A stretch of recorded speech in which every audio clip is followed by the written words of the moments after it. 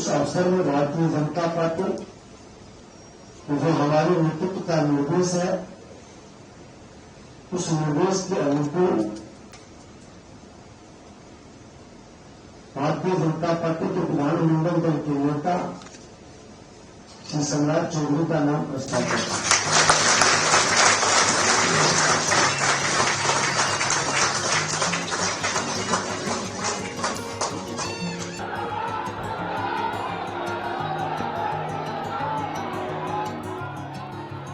सम्राट चौधरी बिहार के नए मुख्यमंत्री होंगे। पटना में मंगलवार को हुई भारतीय जनता पार्टी विधायक दल की बैठक में इस बात का ऐलान किया गया है। लगभग 2 दशक तक बिहार के सीएम रहे नीतीश कुमार ने अपने पद से इस्तीफा दे दिया है। सम्राट चौधरी अब उनकी जगह लेंगे। बिहार में पहली बार बीजेपी का सीएम बनेगा। नीतीश के डिप्टी रहे सम्राट चौधरी अब बिहार में एनडीए सरकार की कमान संभालने वाले हैं। उनके नाम की अटकलें कई दिनों से लगाई भी जा रही थी। नई सरकार का शपथ ग्रहण बुधवार को होगा।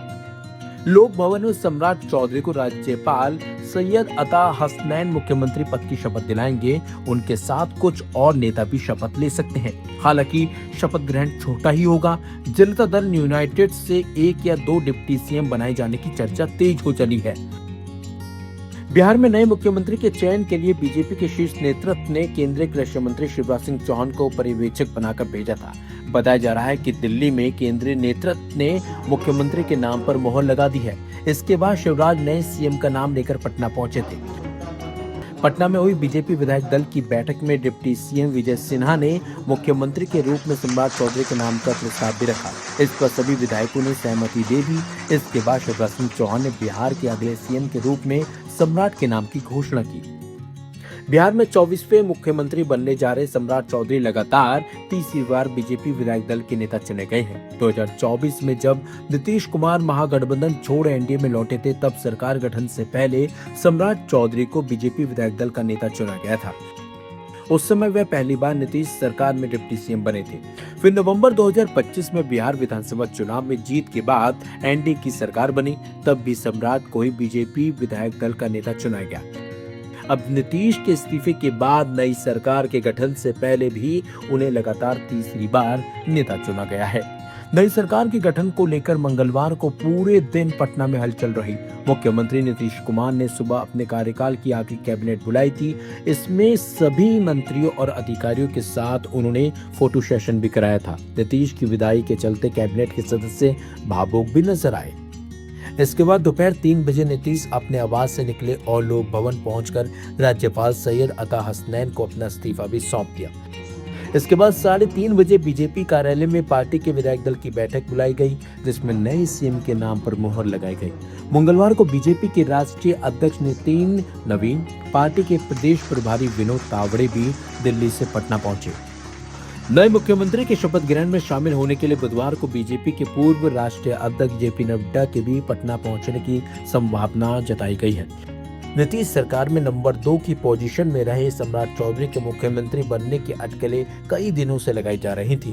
पिछले महीने जब नीतीश कुमार ने राज्यसभा जाने का ऐलान किया था, तभी से राज्य में बीजेपी का सीएम बनने की चर्चा तेज हो चली थी। नए सीएम के रेस में सबसे ऊपर सम्राट का नाम पहले से चला था।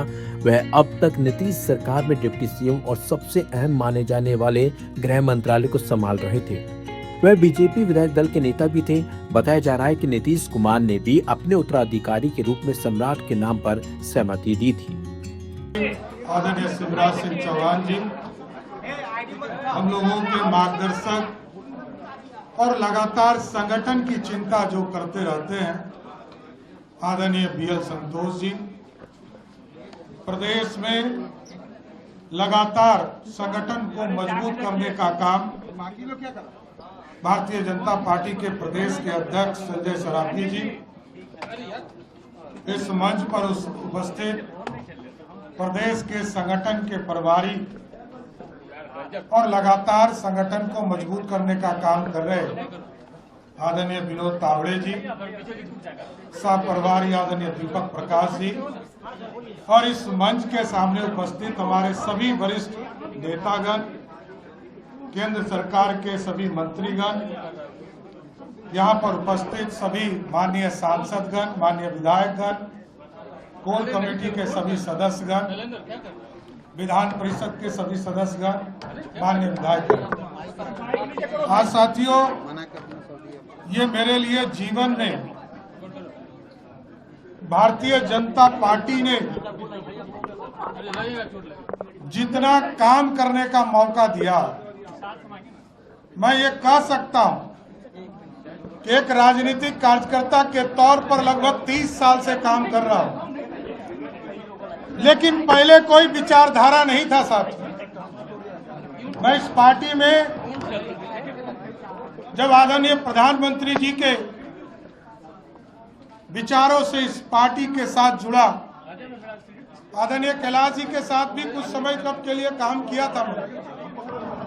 2015 के चुनाव से लगातार भारतीय जनता पार्टी के लिए काम करता रहा और जिस तरह कभी पार्टी के प्रदेश में पदाधिकारी के तौर पर,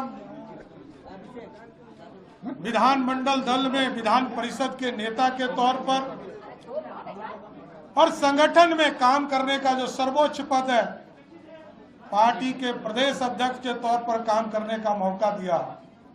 और जब एनडीए का स्वरूप 2024 में आदरणीय प्रधानमंत्री जी, आदरणीय तत्कालीन राष्ट्रीय अध्यक्ष जी के और बिहार की तमाम नेताओं के सहयोग से बिहार में एनडीए की सरकार बना, तब भी उप मुख्यमंत्री के तौर पर वित्त विभाग के तौर पर काम करने का मौका मिला।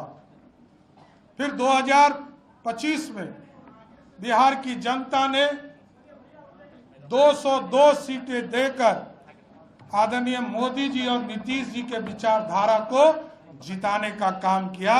तब भी बिहार में एक मजबूत सरकार बनाने का जो जनता ने मैंडेट दिया था, बिहार में उप मुख्यमंत्री और गृह मंत्री के तौर पर काम करने का मौका दिया। आज मैं आदरणीय प्रधानमंत्री जी को, आदरणीय गृह मंत्री जी को, आदरणीय राष्ट्रीय अध्यक्ष जी को, आदरणीय संगठन महामंत्री बीएल संतोष जी को, शिवराज सिंह चौहान जी को, हमारे पार्टी के अध्यक्ष संजय सरावगी जी को जरूर आश्वस्त करता हूं कि जो विचारधारा है, भारतीय जनता पार्टी के लिए जो विचारधारा है, भारत को सबसे पहले सबसे श्रेष्ठ मानने का और पार्टी को सबसे आगे खड़ा करने का, उस काम को लगातार हम करते रहेंगे, इतना जरूर आश्वस्त करते हैं।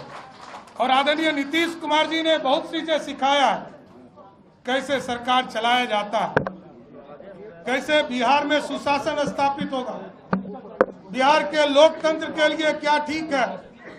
मैं तमाम लोगों को जरूर आश्वस्त करता हूं कि बिहार के लोकतंत्र के लिए, बिहार के विकास के लिए, बिहार की समृद्धि के लिए, जिस तरह आदरणीय प्रधानमंत्री जी ने विकसित भारत का सपना देखा है, 2047 में भारत विकसित हो, और बिहार के मुख्यमंत्री तत्काल आज के मुख्यमंत्री नीतीश कुमार जी ने जिस तरह समृद्ध बिहार का सपना देखा है, हम तमाम भाई मिलकर इस बिहार को भी समृद्ध बनाएंगे और देश को भी विकसित बनाने का काम करेंगे। इसलिए संगठन को और मजबूत करना है, सरकार का सुशासन सभी जाति धर्मों से उठकर नीचे तक पहुंचाना, पिछड़े हो, अति पिछड़े हो, दलित समाज हो, महादलित समाज हो, स्वर्ण समाज के गरीब हो, सभी के बीच में जो लगातार सबका साथ सबके विकास का सपना